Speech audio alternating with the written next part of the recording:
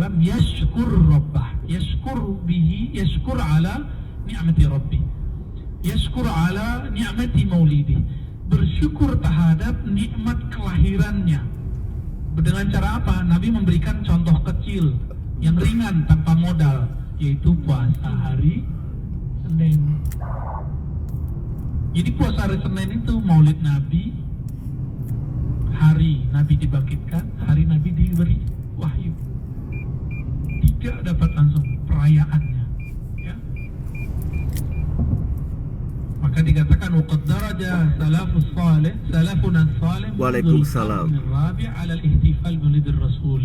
Halal. Mereka nggak puas, Pak. Bilangnya tadi apa kata Syekh Shalih Fauzan?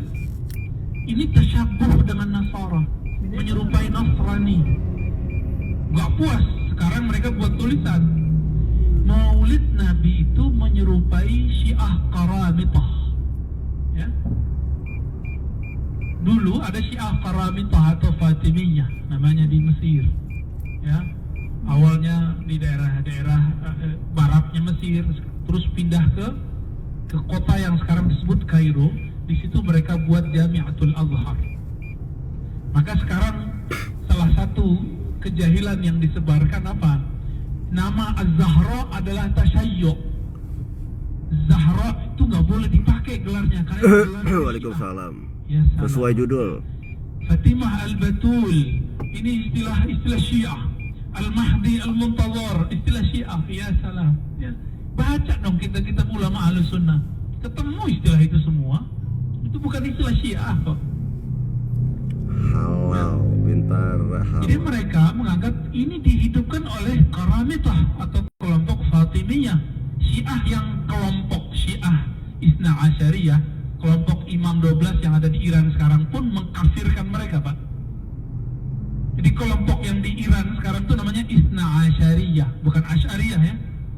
Isna Asyariyah, Isna Asyar artinya 12 imam. Iya, macet. Kalau yang di Suriah itu namanya Alawiyah atau Alawiyah. Bashar Assad, ya, kakek moyangnya, dia ini sebenarnya bukan. Kalau di Bahrain ada kelompok Ismailiyah. Jadi Syiah ini banyak juga. Di Yaman ada yang mirip dengan Ahlus Sunnah, namanya Zaidiyah. Belakangan muncul di Iran, Irak, ada syekh namanya Said Kamal Al-Haidari.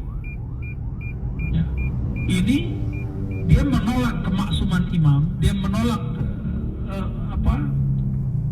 mitos-mitos Imam Mahdi versi Syiah, mirip kayak Ahlussunnah pemahaman orang ini. Said Kamal Al-Haidari dimasukin penjara, Pak, sekarang.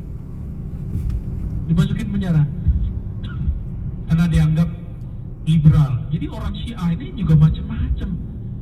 Kita nggak bisa main babi bu hantam mereka semua. Ada yang kita kritisi, ada yang kita hantam juga, ada yang kita ngobrol cari titik temu kayak Zaidiyah, ya.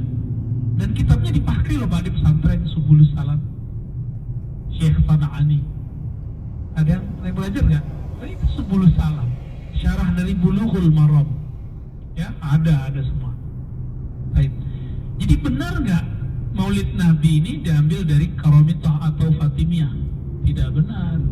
Ahlus Sunnah ngambilnya dari Sultan Al-Muzaffar. Jadi ketika semangat jihad umat Islam turun, maka beliau bernazar untuk menghidupkan, merayakan Maulid Nabi, lalu dibacakan khatam Quran, dibacakan sholawat, khatam hadis, lalu diberi makan orang-orang fuqara masakin, berkumpullah ulama, berkumpullah umara, berkumpullah orang-orang yang ingin berjihad. Setelah itu dibakar niat mereka, dibakar semangat mereka dengan cara menjelaskan sirah-sirah Nabi. Makanya orang kalau Maulid Nabi bahasnya tentang sirah Nabi, bukan? Sama. Kenapa kajian sirah Nabi boleh, tapi kajian Maulid Nabi nggak boleh? Nah, ini kurang cerdasnya di situ, ya. Apa kata beliau? Dari abad keempat itu Maulid Nabi itu dihidupkan dengan cara apa? Anwa'il qurbat, dengan macam-macam cara mendekatkan diri kepada Allah. Pertama, ita'amit ta'am, ngasih makan, berbagi makanan. Makanya ini mereka iri, Pak, karena kita bagi kebuli mulu. Pengajiannya kering Pak, pengajian kita alhamdulillah nggak kering ya. Maka tadi yang bagi-bagi roti saya biarin dulu, biar nggak ganggu fokus, ya. Biar terbagi, itu bagus. Jadi kalau mau bagi makanan sebelum pengajian dan setelah pengajian itu yang benar. Wa tilawatil Quran. Orang kalau mau lidan baca Quran kan minimal laqad ja'akum. Ya, benar. Itu indah-indah suaranya Pak. Laqad ja'akum itu ajib tuh ayat. Di situ Allah menyebut Nabi Muhammad dengan sifat dan namanya. Allah itu bernama Rahim, Allah bernama Rauf. Wa bil mu'minina raufur rahim. Muhammad itu kata Allah terhadap orang beriman Rauf, sangat penyayang. Rahim, spesial rahmatnya. Rauf itu nama Allah bukan? Rahim nama Allah bukan? Allah hadiahkan nama itu untuk Nabi Muhammad SAW. Makanya Nabi Muhammad itu adalah, ya boleh disebut bayang-bayang sifatnya Allah itu di bumi. Kana khuluqul Quran. Makanya disebut oleh Sayyidatuna Aisyah akhlaknya Al-Quran. Orang kalau pandang Nabi Iya, langsung ketemu kalam Allah. Just info-info aja. Perbuatan Nabi itu kalamnya Allah tabarakallah. Mau lewat utara Wa insya'ul tulangnya. asy'ar wal madaih fi Rasulillah. Info-info yang lagi di jalan, jalur tol sama Magelang, Bawen, Dulu ingat gantung Kali Kangkung sampai Cirebon, infonya masih. Dia sudah pecah kongsi ya. Dibuat Info-info sendiri. masih. Siapa namanya Nazri ya, Nazri Johani. Dulu waktu kecil saya nggak mengenal Pak tradisi di Baan itu saya nggak ngerti. Beranji aja udah krisis di kampung saya. Krisis. Maka kami itu terhiburnya oleh nasyid-nasyid dari Malaysia. Wilujeng Wengi. Sampai sekarang saya senang dengerin nasyid-nasyid dari Malaysia itu. Raihan, Robbani, Hijaz ya.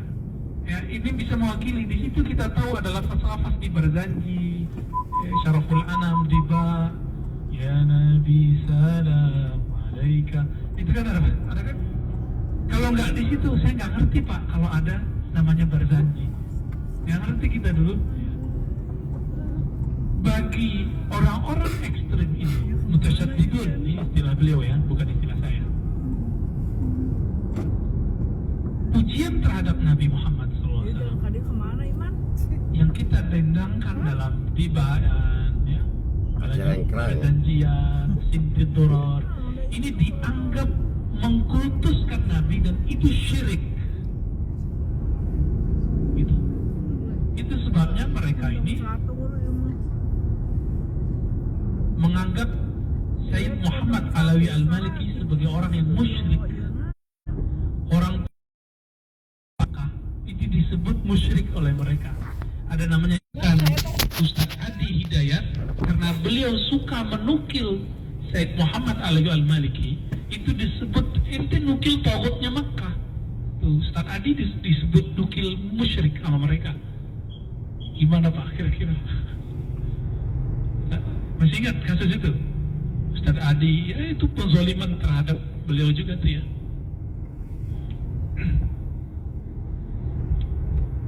Jadi mereka mensyirikkan.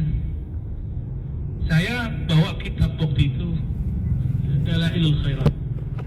Ada anak SMK bilang, anak SMK teman SMK Pak, nggak pernah nyantri. Antum bawa kitab dalamnya ada syirik loh. Kita kasih kitab antar langsung, coba tunjukin mana syiriknya. Gak bisa nunjukin. Apa Neng? Kalaupun dia bisa nunjukin, kita tanya balik, coba terjemahin. Tapi Ya. Nenek mau ke pantai. Neneng mau ke pantai. Ya. Iya nanti. Pantai itu kan Bali atau ya. Tapi kapan papi pulang? Mau ke pantai Bali. Iya. Papi pulang. Papi di mana? Iya nanti kalau kakak Lala libur, teteh Sapa libur ya.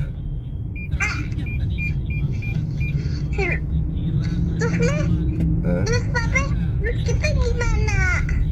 Kenapa? Papi kapan papi pulang? Iya papi pulang dulu Ke mana? ke Bekasi lah.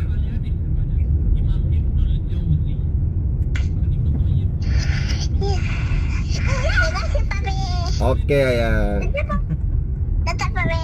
Dadah neneng. Besok neneng bantainya papi, mami, Ah, aa, iya. neneng, teteh. Papi, Nana sakit. Iya neneng. Makan yang banyak ya. Enggak. Iya, Nana sakit. Gak mau bilang sakit mah neneng. Tuh kan udah sembuh. Udah sembuh. Apa? Udah sembuh. Ya udah jangan stres hati. Yaudah nggak apa. Neneng udah sembuh.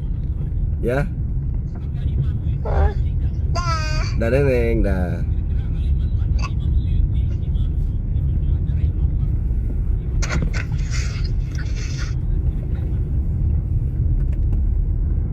Fajar mengatakan apa? Dalil asal daripada Maulid Nabi itu adalah kisah yang saya sebutkan barusan yang ada di Sahih Bukhari dan Muslim. Kisah memperingati 10 Asyura. Ustaz mirip sama Syiah. Nah, kalau mirip ya urusan mereka. Kan itu urusan mereka. Kita nggak ada urusan. Banyak kok kita mirip sama siapa, bukan berarti kita ikut mereka. Ini gagal paham. Ya, karena mirip bukan berarti ikut. Kita ngehindarin lampu merah pada diri grup mah sampai dengan tempel. Kalau yang lampu merah itu. Aneh telot dalam. Nabi itu dulu gaya rambutnya gaya ahli kitab belakang. Apa kata beliau? Aku suka mengikuti ahli kitab selama itu nggak ada perintahnya atau larangannya. Gak masalah engkau beliau kan cuma penampilan di sini. Nah, sekarang kan jadi ramai. Kan saya sudah kap itu udah tutup. Ya udahlah selesai kita minta maaf kalau tersinggung. Ya. Cuma kita ingetin jangan gagal paham lagi next. Ya. Tapi kalau mau gagal paham terus ya sudah. Ya. Kita nggak ada kok mau musuhan. Kita dimusuhin dari dulu, benar nggak? Antum dari dulu nggak pernah mempermasalahkan kunut ya. Sekarang mereka bedain. Pernah nggak masalahin tasbih? Ini kan tasbih kita gede-gede ini. Mereka bilang pakai tasbih itu menyerupai Yahudi dan Buddha. Kan begitu kan? Kata ustadz mereka dalam buku zikir pagi dan sore, zikir-zikirnya Nabi. Antum marah nggak? Baper nggak? Bilang nggak? Oh ini kan amalnya sahabat, ini kan amalnya Hasan Basri tabi'in. Berarti ente menghujat Hasan Basri, kan kita nggak bilang gitu Pak. Kita carikan nilai dalilnya dan sepakat ya sudah, tinggal pakai pemahaman antum. Ke jamaahnya. Jadi kan begitu. Jadi kita kalau mereka berbeda kita cari dalilnya. Tapi mereka kalau kita beda langsung tuduh mirip dengan orang kafir, mirip dengan Yahudi seperti kita pakai tasbih. Ya. Kita maulidan disebut mirip Nasrani, antum marah lah. Coba kalau kita ikutin ulama-ulama ini bahwa Nabi mengatakan, ya, Sahih Bukhari Muslim tadi, kami lebih berhak memperingatinya daripada Yahudi. Berarti kalau kita ikutin cara berpikir ini, siapa yang menentang Maulid berarti menentang Nabi. Kira-kira gimana? Tapi kita nggak ngomong begitu kan? Kita nggak ngomong begitu, mereka aja punya logika begitu. Karena mereka nggak belajar kias dengan baik, belajarnya langsung istiqra. Ya. Ini problem ke depan. Jadi nanti ke depan akan bergesek terus Pak. Antum siap bergesekan terus. Kita siapin dalilnya, ini dalilnya. Mereka siapkan pemikiran Pak. Semoga tidak sampai bergesekan nyawa. Ya. Yang ilmiah aja. Yang ilmiah aja. Tapi saya nggak tahu sampai kapan itu bertahan ya.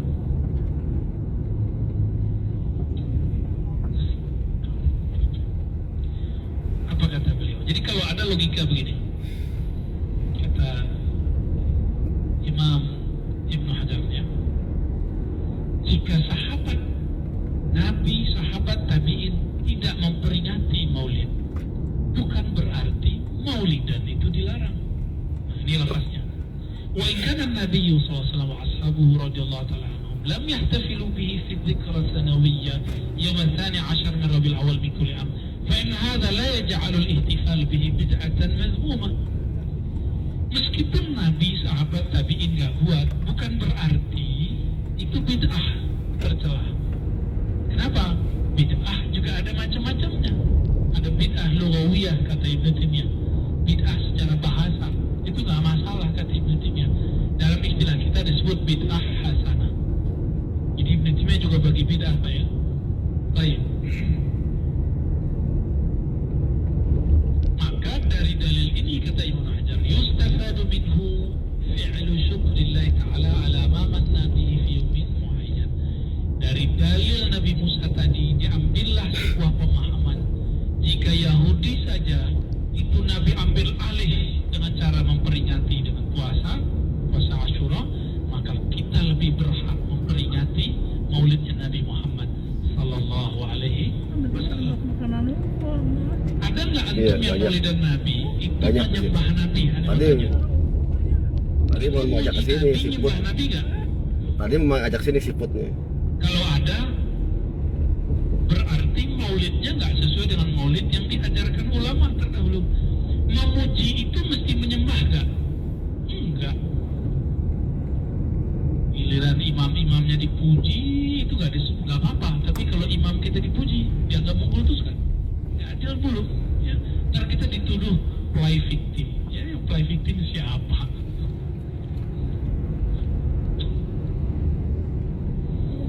Maka disebutkan di sini. Nah, ini kan mereka bawa-bawa Imam Syafi'i. Nama Imam Syafi'i ini paling getol mereka catut.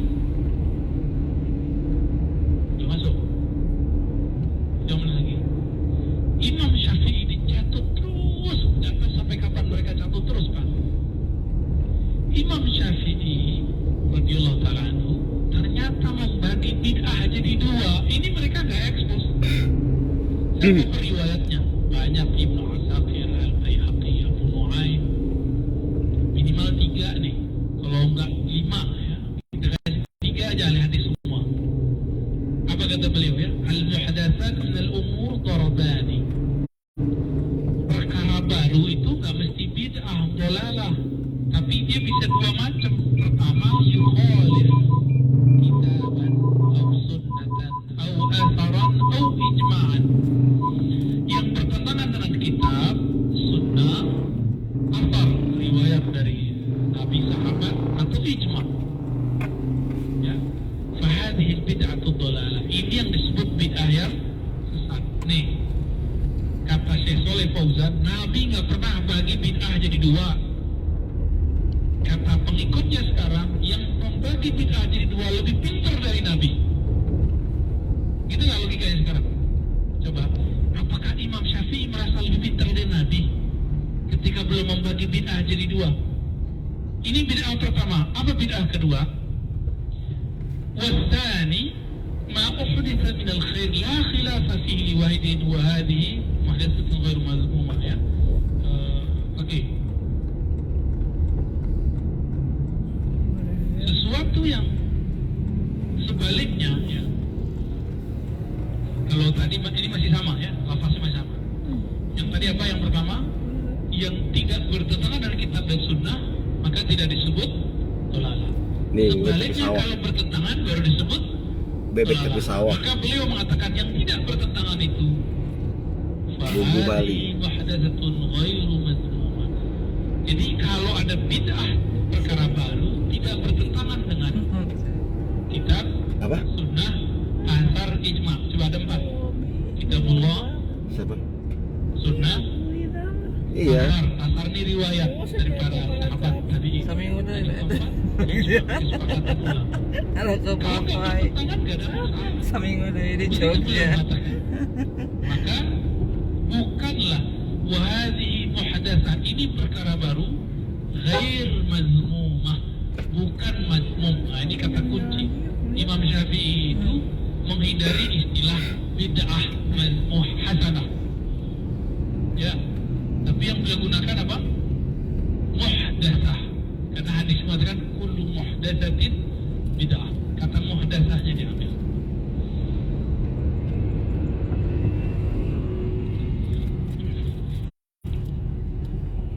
Masih ingat kalamnya Sayyidina Umar ketika tarawih dijadikan 20 rakaat, masih ingat?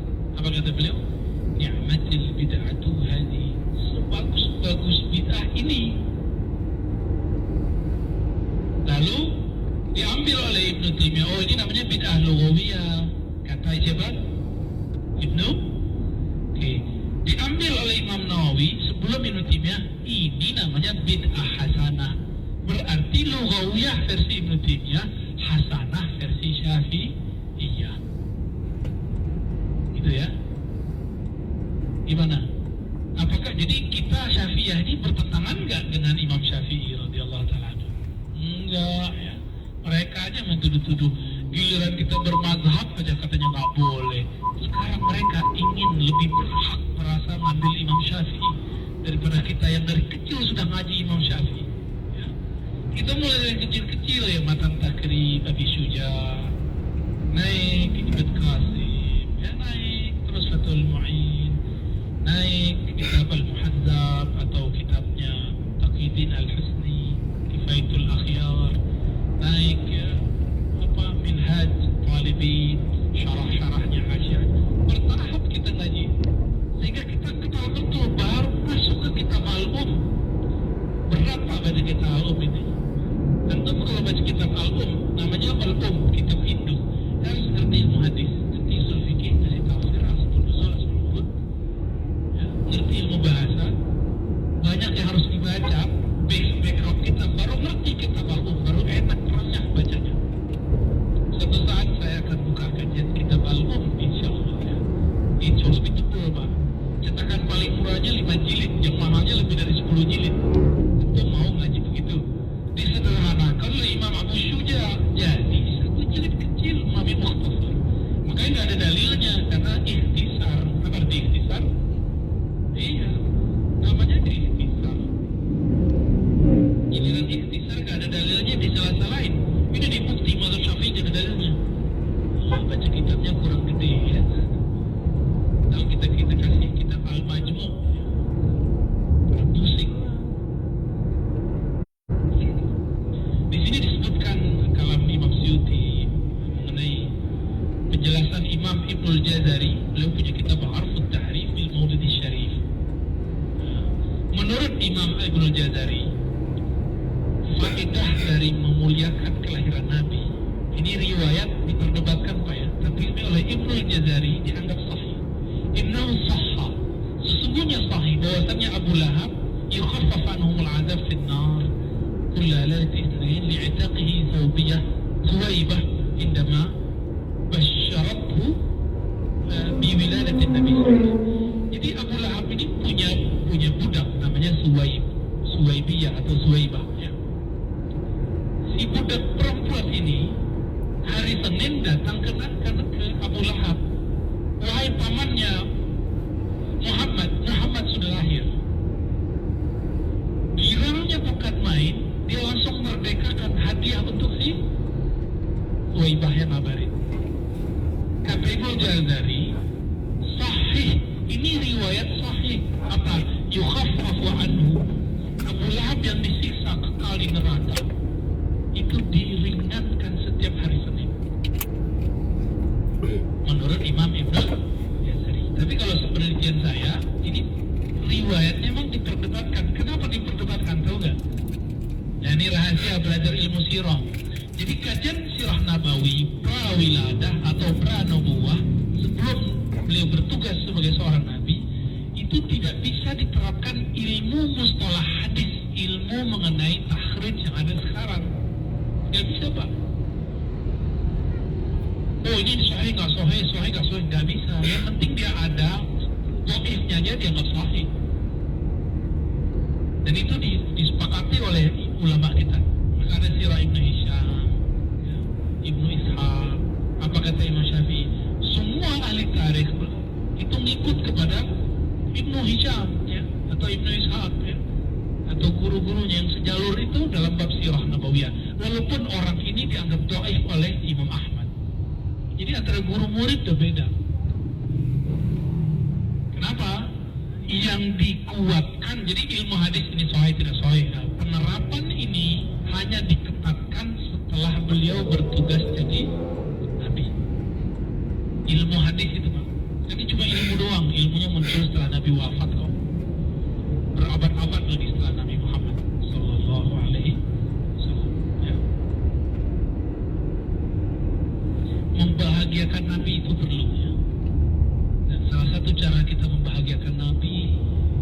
adalah menghidupkan sunnah Nabi. Menghidupkan sunnah Nabi, momen paling enaknya saat maulid Nabi. Nabi suka ngasih makan orang nggak? Maka ngasih makan orang di malam maulid itu aja. Jika Abu Lahab saja itu Allah ringankan, apalagi kita yang bukan Abu Lahab.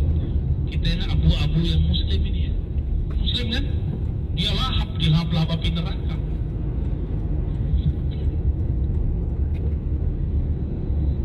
Nah, ini oleh Imam Ibnul Jauzi, Imam Ibnul Jazari, ini diakui ya. Kemudian juga oleh Syamsuddin Ad-Dimashqi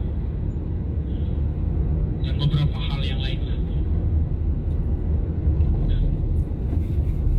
2 menit lagi kita akan jawab. Nah, siapkan aja pertanyaannya. Apa ada Isya, kita langsung ya. Soal sunahnya boleh diundur. Baik, kita lanjutkan ya.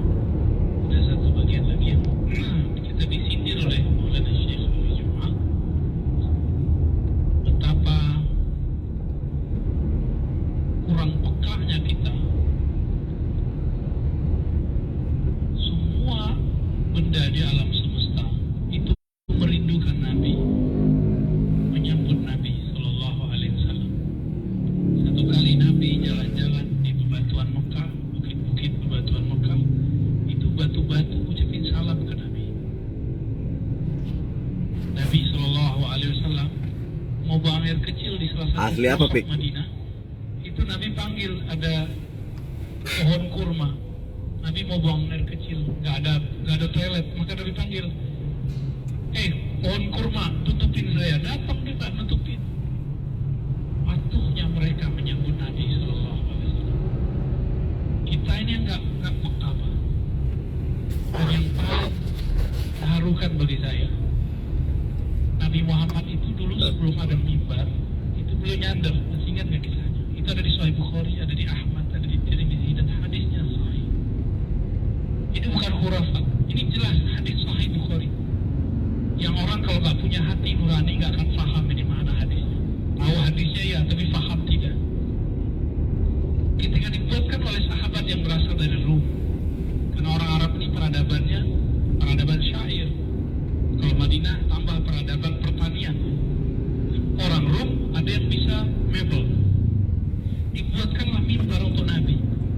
Ketika Nabi naik ke atasnya, terlengah suara tiang tadi yang tempat Nabi bersandar menangis. Hanna ini nangis rindu. Pernah nggak dengar orang rindu nangis? Biasanya perempuan tuh ya. Ya, gimana? Saking halusnya kolbu perempuan itu bisa merindu, saking rindu jadi nangis, Pak. Maka laki-laki yang bisa merindukan Rasulullah, dia bisa memahami hatinya perempuan. Karena dia bisa merindu kepada Sayyidus Sadat, Sayyidina Muhammad Sallallahu Alaihi Wasallam. Antum bayangkan, itu dia nangis. Akhirnya Nabi ambil, Nabi pegang, Nabi elus, kayak gini jenis. Nabi ngomong, tuh, ngomong sama pohon batang yang udah dianggap mati oleh kelompok ekstrem itu sekarang. Ini kan khurafat besar di versi mereka, Pak. Ini buku khusus buat Nabi. Enggak, nanti Imam Mahdi keluar, semua tentara Al-Mahdi bisa ngomong dengan semua pohon selain pohon khurafat. Jadi bukan khas buat Nabi. Ini salah satu ilmu kewalian yang akan dibawa oleh semua pejuang Imam Mahdi di akhir zaman.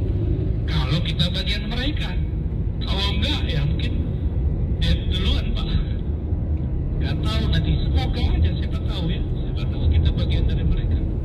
Semoga, amin ya. Jangan minta mati duluan, Pak ya.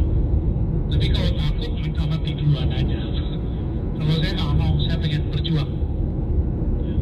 Kita merindukan masa-masa berjuang dengan Sayyidina Al-Mahdi itu ya. Cuma nggak tahu ya, nyampe nggak umur apa enggak. Semoga nyampe. Itu nanti lulus, seperti lulus. Nabi ngomong, karena nanti bisa bahasa alam semesta. Ini namanya ilmu al-mithaq, seperti disebutkan dalam kitab Khatmul Auliya Imam Tirmidzi, Al-Hakim Tirmidzi. Nabi ngomong, kamu pilih jadi sandaranku di dunia atau menjadi pohon di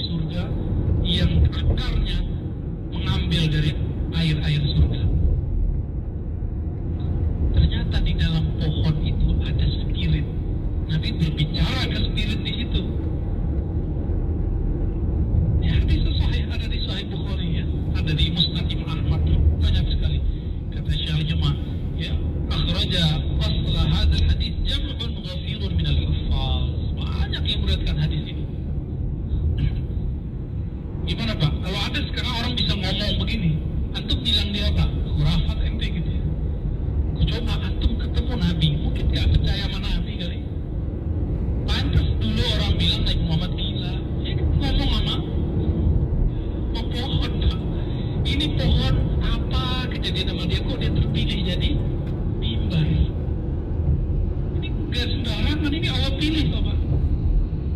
Setiap hari ada imam sampingnya, ada khutbah, khatib naik.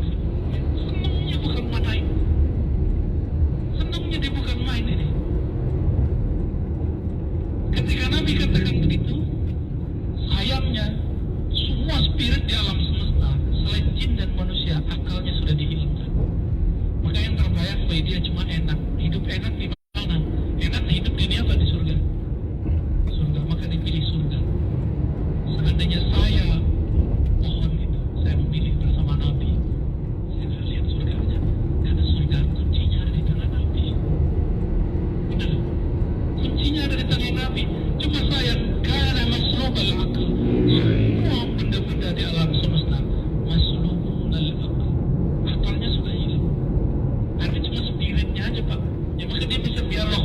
Nabi tahu namanya, aku bisa dialog dengannya.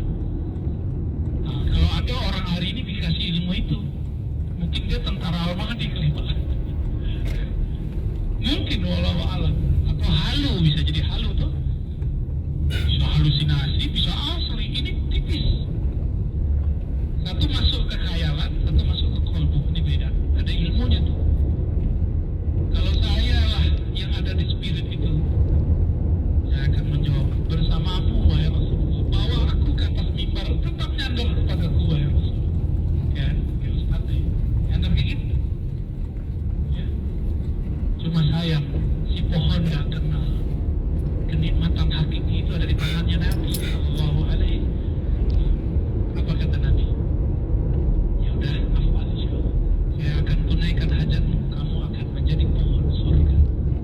Maka pohon-pohon surga itu ada yang emang turun dari surga, ada yang dari dunia dengan berkat salawat kepada Nabi dipindahkan ke surga. Itulah salawatnya ke Nabi. Salawatnya jadi sandarannya Nabi.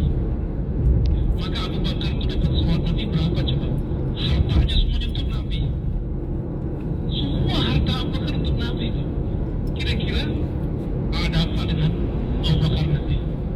Ternyata Abu Bakar itu kata Nabi, ente dipanggil dari semua pintu surga.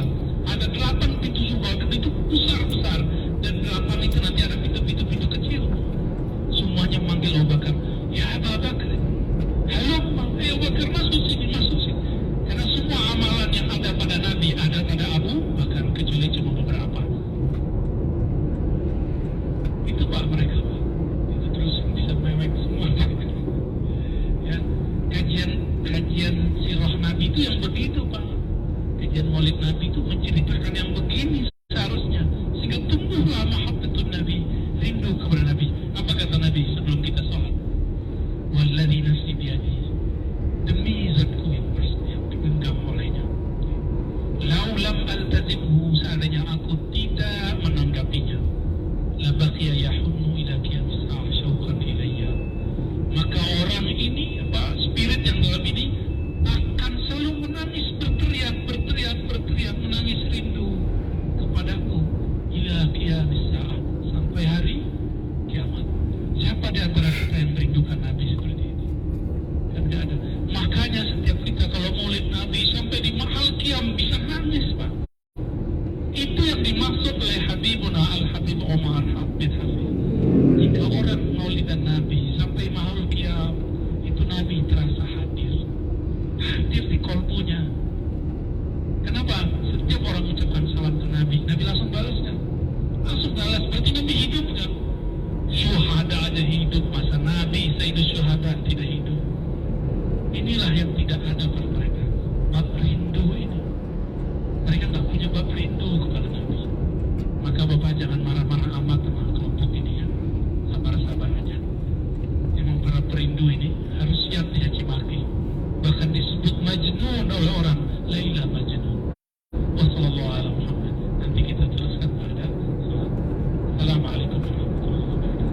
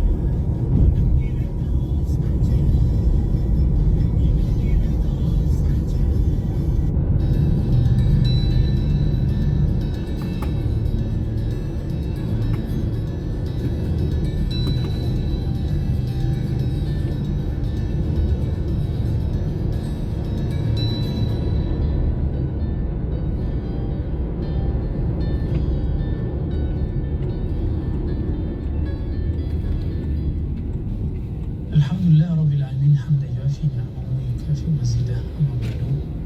Semoga sahabat semua kita dilindungi oleh rekayasa iblis, godaan syaitan, gangguan jin, dan kesesatan dari qarin.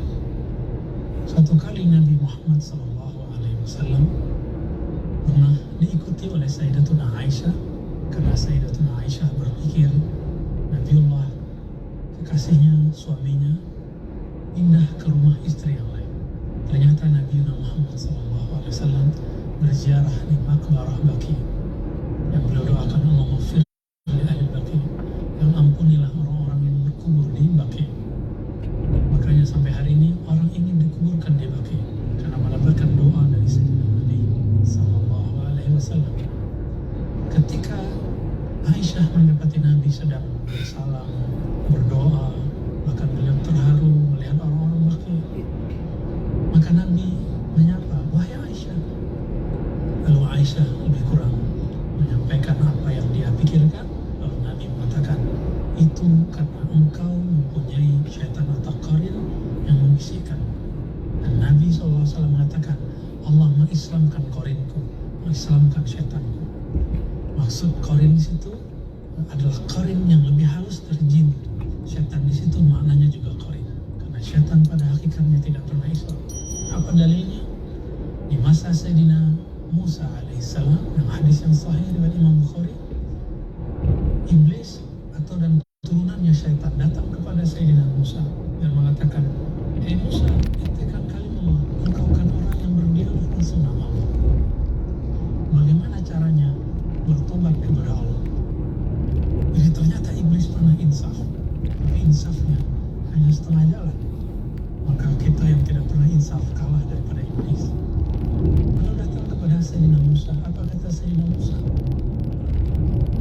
"Itu kubur kakekku Adam, sujudlah kepadanya." Mengqadha sujudmu yang dulu engkau tunda ketika di surga. Apa jawaban iblis? "Ya Musa, di saat dia hidup pun kami tidak mau sujud, apalagi ketika dia telah mati berbau tanah." Maka bertambahlah sombongnya iblis. Nah, iblis ini teman-teman, bukan Allah, dulu bergelar Khazilul Jannah atau Haris. Berbahasa Ibrani disebut dengan Azazil. Azazil berarti malaikat yang punya keperkasaan, yang mempunyai Ismul A'zam, yang membuat para malaikat-malaikat yang lain merasa hormat dan segan kepada malaikat ini. Cuma karena dia merasa dirinya lebih canggih, lebih dekat kepada Allah, akhirnya dia lupa diri dan tidak terima jika ada orang lain yang Allah pilih selain dirinya. Sahabat makan Allah, maka Azazil kemudian ingkar, aba wastakbara, dia menjadi enggan, dan karakter awalnya merasa lebih dari orang Allah munculkan dalam Al-Quran ini. Wastakbara, dia merasa dirinya besar, merasa dirinya lebih utama. Hati-hati, jika ada di antara kita merasa lebih pintar dari orang, maka kita telah mewarisi keiblisan dalam diri. Ada mursyid merasa lebih tinggi dari mursyid yang lain, khalifah seorang tariqat, muqaddam seorang tariqat merasa lebih tinggi dari muqaddam yang lain, salik oleh tariqat, mahasiswa, profesor, doktor merasa lebih dari orang lain. Hati-hati, maka dalam dirinya ada kegelapan iblis. Na'udzubillah min dzalik.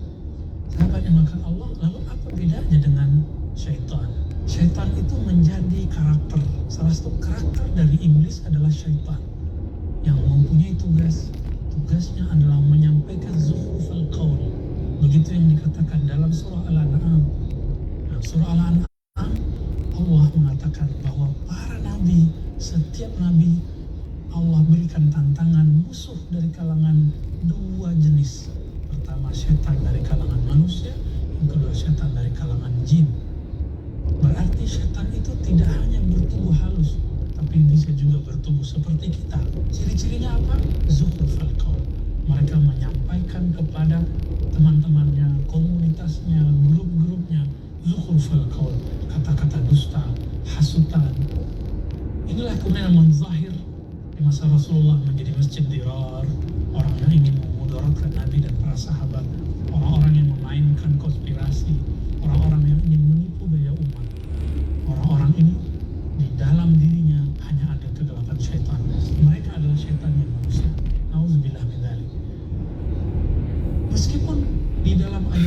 sangat umum sekali. Ternyata ada ayat yang sudah kita hafal dari dulu. Itu lebih jelas menyebutkan tentang syaitan manusia. Wa idza laqul ladzina amanu qalu amanna. Surah Al-Baqarah ayat 14. Jika mereka bertemu orang beriman, mereka mengatakan kami beriman. Ini ciri-ciri syaitan manusia. Wa idza khalau ila syayatinihim. Jika mereka menyendiri, tidak ada lagi orang beriman tadi, berkomunitas dengan syaitan mereka. Syaitan di situ adalah teman-teman mereka yang bertubuh fisik manusia tapi berpikir seperti iblis. Nauzubillah min dzalik. Sahabat yang melakukan Allah, maka syaitan bisa jadi kalangan jin, boleh jadi juga dari kalangan manusia. Semoga kita bukan bagian dari mereka. Lalu apa bedanya dengan qarin dan jin? Qarin adalah jin yang halus, yang dia menyertai kita setiap kita lahir. Nabi juga ada qarinnya. Inilah qarin yang diislamkan oleh Allah SWT pada Nabi. Maka qarinnya Rasulullah telah diislamkan. Sebenarnya Nabi juga mengislamkan qarin-qarin para sahabat. Begitu juga di akhir zaman, qarin-qarin itu ada tetap dan mereka masih hidup. Jadi qarin-qarin ini Allah panjangkan umurnya. Lalu sahabat yang makan Allah, jin itu sendiri apa? Jin itu bahasa Arab yang berarti makhluk halus yang tidak terlihat oleh kasat mata. Maka orang gila pun disebut majnun. Satu kata dengan jin, jannah. Satu kata sesuatu yang tidak terlihat disebut jin. Tetapi bagi orang-orang yang sensitif secara hawas, yang kemudian disebut indera keenamkah itu atau kasyafkah itu, mereka kadang-kadang Allah kasih lihat. Bukan dia yang melihat, tapi Allah perlihatkan. Tapi ingat, ini bukan pertanda orangnya sakti, orangnya hebat. Justru ini musibah baginya. Karena akan terganggu setiap saat. Ini yang dikatakan Nabi, seandainya engkau melihat mereka, tentu dadamu akan sesak. Ya. Maka kita beruntung. Inilah yang dikatakan Mutailah al-man'u ata. Jika Allah melarang, menahan satu pemberian kepadamu, Allah sedang memberimu. Melarang mata kita, menahan pandangan kita untuk tidak melihat genderuwo, kuntilanak, tuyul, atau nama-nama jin lokal.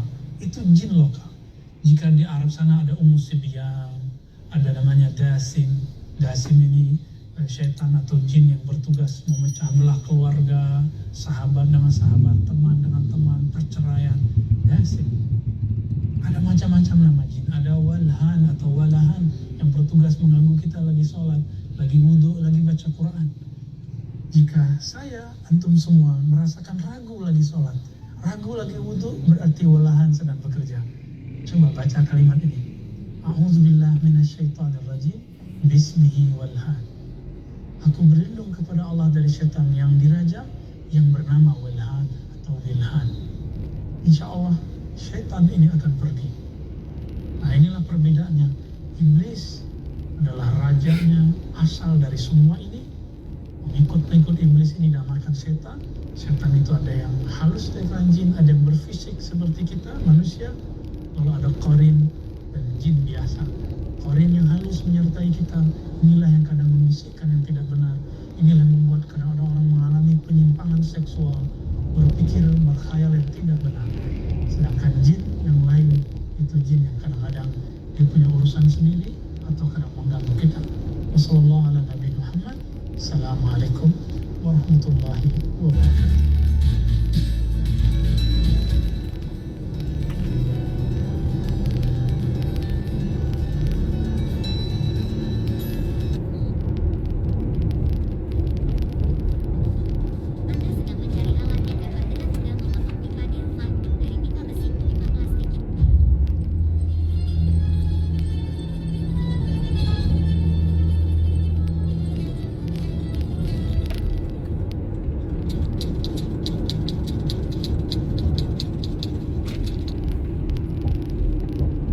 نعوذ بالله من الشيطان الرجيم ونعوذ بالله من إبليس ومن شياطين ومن سوء القرين ومن شياطين الجن والإنس.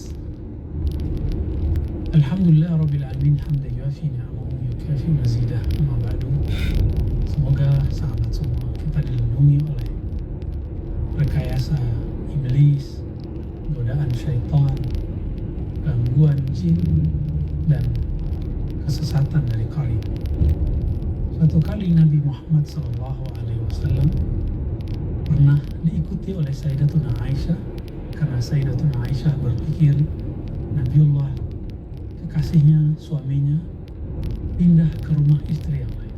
Ternyata Nabi Muhammad SAW berziarah di Maqbarah Baqi, yang beliau doakan Allah maghfir li ahli Baqi, dan ampunilah orang-orang yang berkubur di Baqi.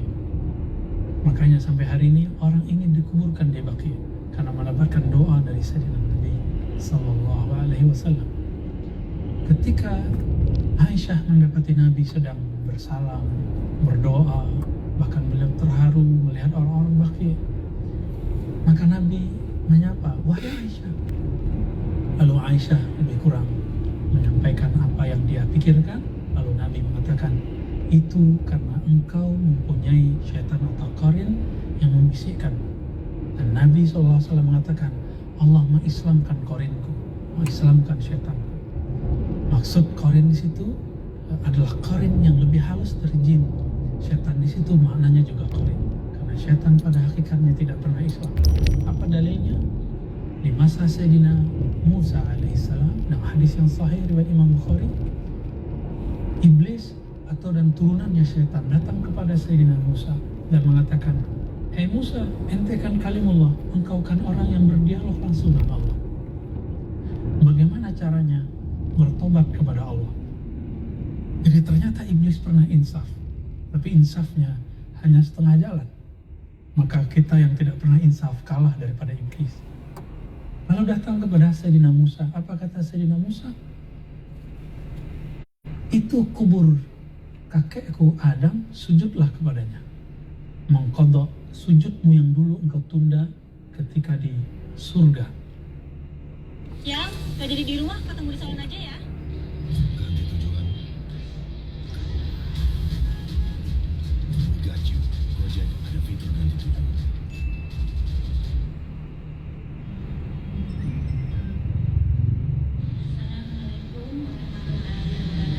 Waalaikumsalam.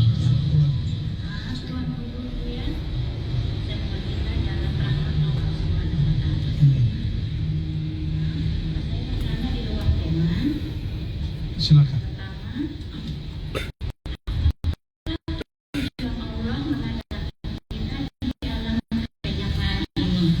Yang kedua, dari hari saya mendengar Tuan Guru menyampaikan sifat 20. Saya pernah mendengar sifat 13. Tolong menjelaskan Tuan Guru pada diri. Terima kasih. Wassalamualaikum warahmatullahi wabarakatuh. Waalaikumsalam warahmatullahi wabarakatuh. Apa tujuan Allah buat kita di alam nyata? Alam itu dibagi, Pak. Ini namanya alamul mulk, alam nyata.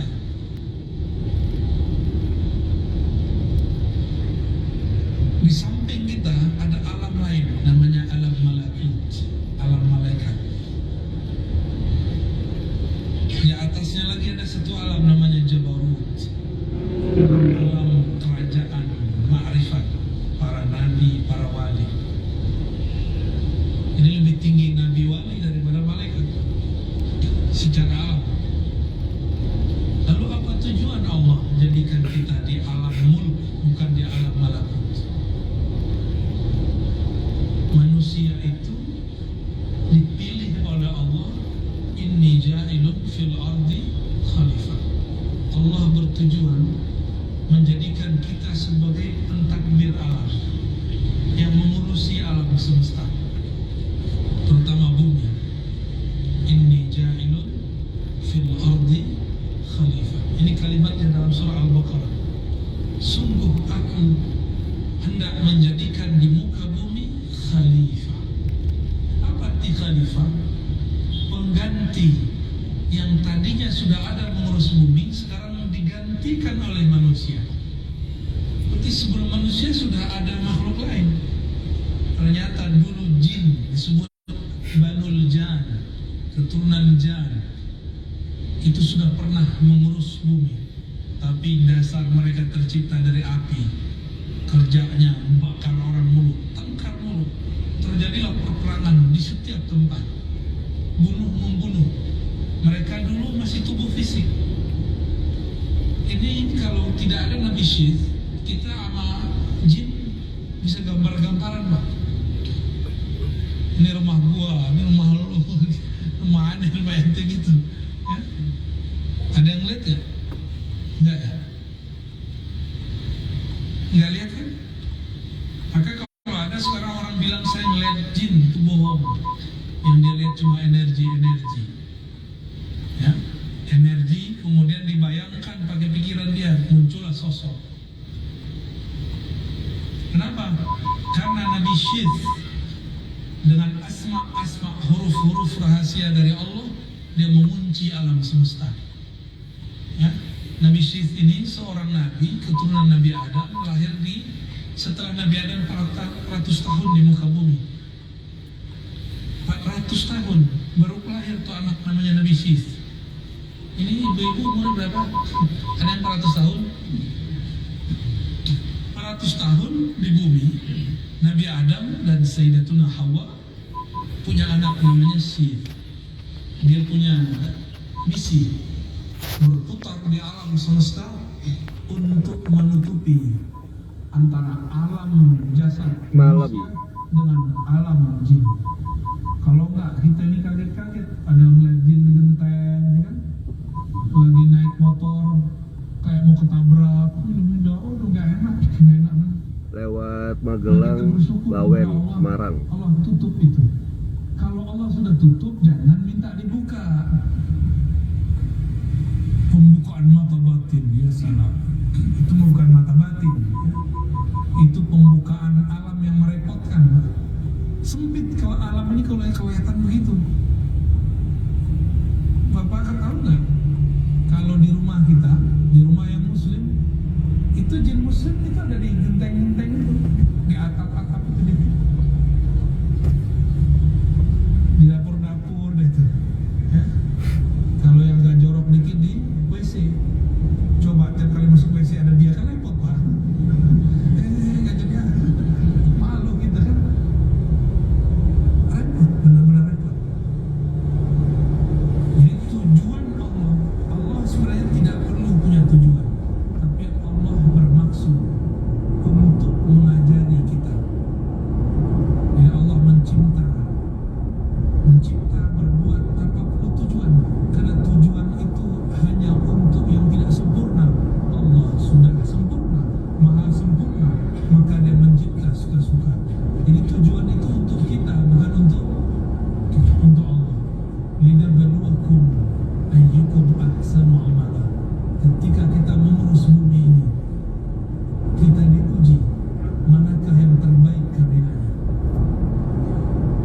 Nablu itu artinya bala artinya ujian. Kita semua lagi diuji. Dikasih pandemi, sabar nggak? Dikasih duit, syukur nggak? Dikasih sehat, maukah beramal?